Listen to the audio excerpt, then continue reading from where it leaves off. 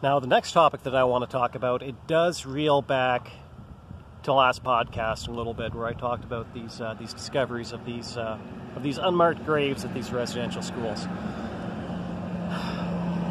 And I wish I could say that some of the things in relation to that have gotten as better as they can. I mean, obviously something like that is never going to just get better.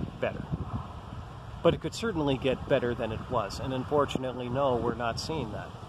I believe that now, as of this past weekend here, there was a Catholic church on a reserve near Bonnyville, Alberta, that was torched, and it burned to the ground. One important important detail to note about that, though, apparently that church was already condemned and it was due to be torn down, and it wasn't even really in use anymore anyway. But the simple fact that it was targeted in this way at all is, still a little bit disconcerting. No, sorry, you know what? That doesn't do justice at all. It's very disconcerting. And also very worrying is the fact that now there are being retaliatory attacks. So apparently in BC there have been a rash of people running around burning Aboriginal or Indigenous totems. And it just kind of now feels like, yeah, this was a very serious thing.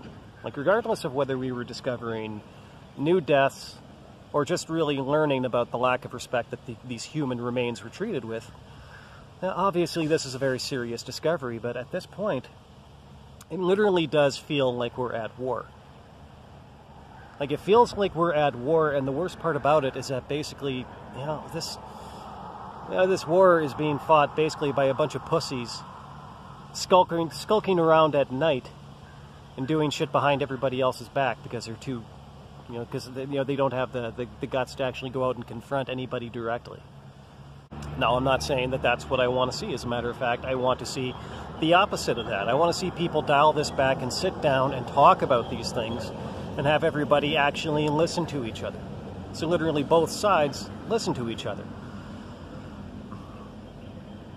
But the people that are going around and, burning other people's stuff at night, like, they have to realize, they need to take a look in the mirror and see themselves for what exactly you are. If you are going and you're burning somebody's church, at night, or if you're going and you're burning somebody's, spiritual totems at night, like, you're a coward. Like, that is the act of a coward. And really, I don't think that anybody should let that go, even if this was actually being addressed with the people that are actually responsible for these things. But what they're doing is they're going out and they're burning totems of First Nations bands that are thousands of kilometers away from places where these churches are being burned. They're going out and they're burning churches that are thousands away from the parishes, like thousands of kilometers away from the parishes that actually ran these schools where the bodies were found. So not only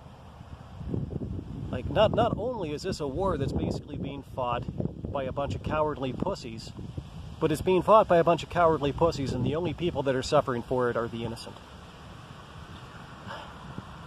Of all the different ways that we could think of that maybe we could reach some kind of a resolution of this situation or some kind of a reconciliation of it, victimizing innocent people is not the way that's going to happen.